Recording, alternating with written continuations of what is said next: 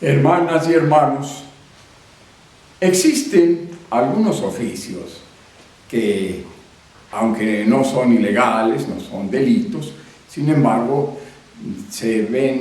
son tenidos como indecorosos, como indignos, pero que la sociedad, sin embargo, los necesita.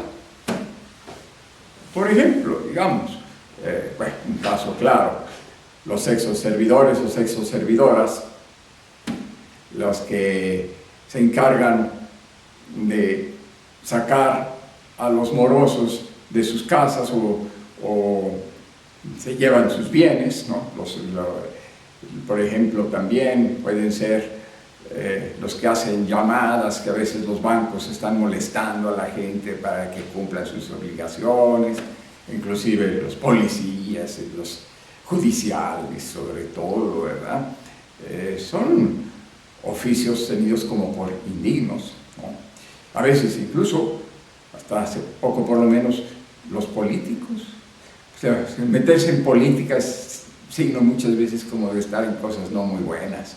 Ahora afortunadamente ya se empieza a ver posibilidades de ver la política como un servicio al pueblo, ¿verdad? Como una vocación. Pero sí, muchas veces son estos oficios tenidos como poco decentes. En tiempos de Jesús, a veces hablaba y incluso llamó a muchas veces personas que tenían estos oficios. Las prostitutas y los publicanos, que él decía que se les adelantarán en el reino de los cielos. Bueno, esta es la historia de un publicano, Zaqueo, que según se dice, controlaba el camino que iba de Jerusalén a Jericó, ¿verdad? Jefe de publicanos y rico, ¿no? Hace 8 días hablábamos de quiénes eran los publicanos. Rey fue uno, ¿no? Eran personas que trabajaban para los romanos, para los invasores.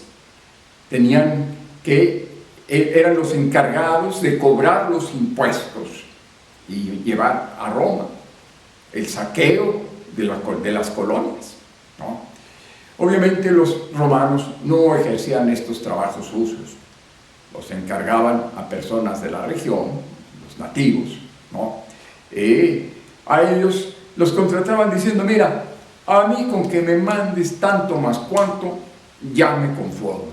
Lo que después de eso tú puedas conseguir, ya eso queda para ti. Incluso les ponían soldados a su disposición. Había publicanos importantes, pero también otros de segunda clase. El saqueo era importante, ¿verdad?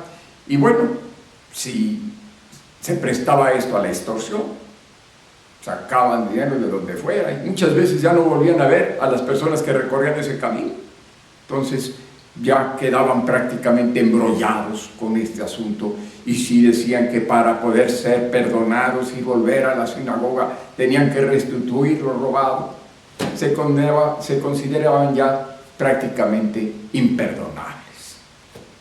Bueno, en el Evangelio de hoy, a propósito de la conversión de Zaqueo, se nos habla de cómo fue su proceso de conversión, que podemos aplicar a otros procesos más cercanos a nosotros.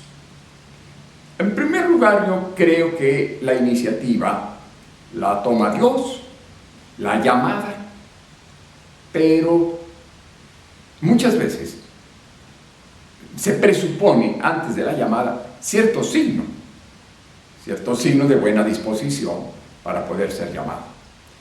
En este caso, Zaqueo, curiosamente, era chaparrito. Quería ver a Jesús. Eso era algo previo, es una buena disposición, ver a Jesús. Pero no podía verlo por su estatura. Y se sube a un árbol, a un sicómoro, para ver a Jesús cuando pasara. Ese profeta que tenía fama de compasivo y misericordioso. A ver, ¿quién es esta persona aquí que yo puedo esperar? Y no se fijó el desfigurón que hacía con la gente, que nomás se reía de él, ¿verdad? Pero bueno, es entonces viene la llamada.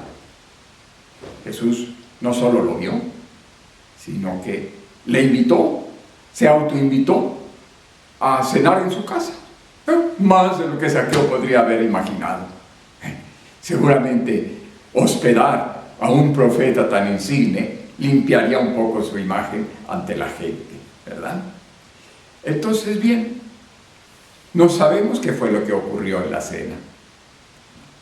El caso es que probablemente empezó a haber un inicio de cambio, de arrepentimiento, ¿no? Y Jesús dijo en alguna ocasión: si tu hermano comete un agravio contra ti, corrígelo, y si se arrepiente, perdónalo. El perdón supone que hay arrepentimiento, y el arrepentimiento muchas veces depende de una corrección bien hecha. En este caso, Jesús, con mucha delicadeza, no le hizo a Zaqueo directamente la corrección, sino que simplemente, digamos, abrió las ventanas de la casa a donde afuera estaba la gente, para que Zaqueo escuchara lo que estas personas a quienes él extorsionaba, escuchara lo que ellos decían. Y por primera vez Zaqueo escuchó lo que la gente decía de él: un extorsionador. Y escuchó las críticas, las murmuraciones, las recriminaciones contra este sujeto, este publicano. Pero fíjense, esas críticas en esta ocasión ni siquiera estaban dirigidas directamente contra Jesús, contra Zaqueo, sino contra su benhechor, contra aquel que se mostró dispuesto a comprenderlo y con mucho afecto le brinda la posibilidad de un perdón. Y la gente decía: ese se fue a hospedar en casa de un pecador. Criticaban a Jesús y no a él. Por primera vez, Zaqueo escuchó a la gente que extorsionaba. Y cuando un perpetrador escucha a sus víctimas, ya es un primer paso para un posible arrepentimiento, ¿no? Y pues no solo arrepentimiento, ¿verdad?, sino hasta el perdón, ¿no? Y perdón y olvido. ¿Se acuerdan cuando los aniversarios del 2 de octubre, la matanza de Tlatelolco, siempre aparecen las pintas, las paredes, las clásicas: 2 de octubre, no se olvida, ¿verdad?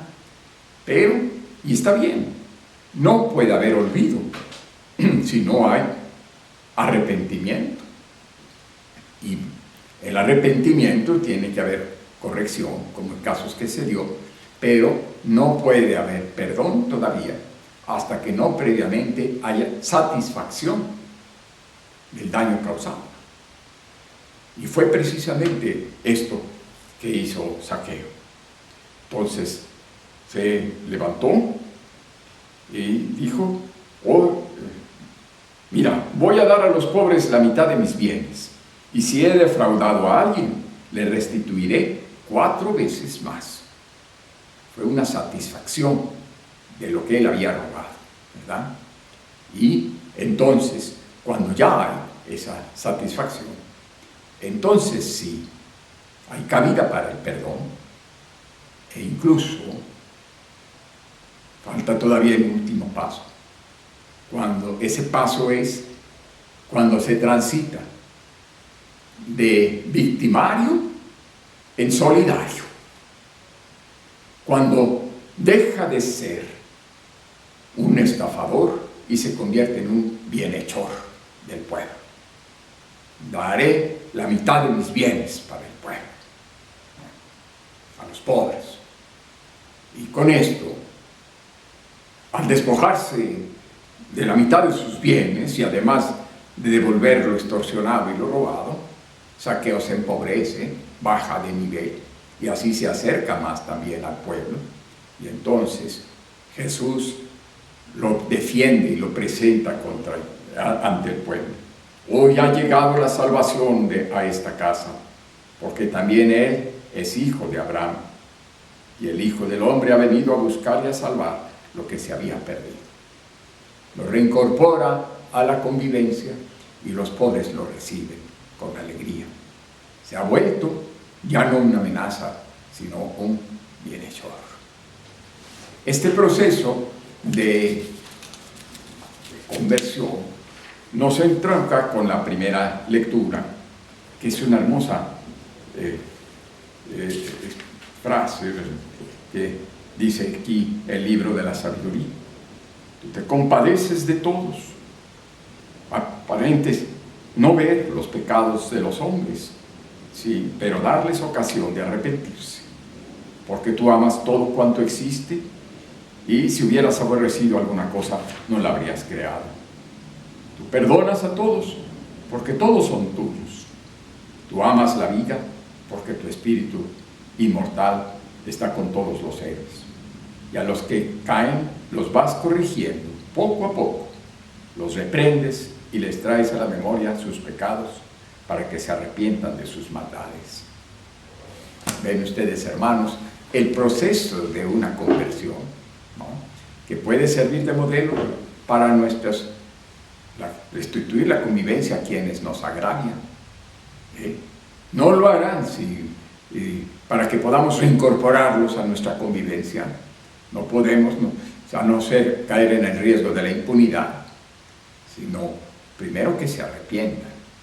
Pero el arrepentimiento se facilita cuando hay una corrección que hagan las víctimas. Y esa corrección debe hacerse con amor. Y una manifestación de que hay arrepentimiento es la satisfacción, restaurar lo robado y cumplir la penitencia también, que si hace falta la cárcel, pues dispuesto a ir a pagar el precio que sea.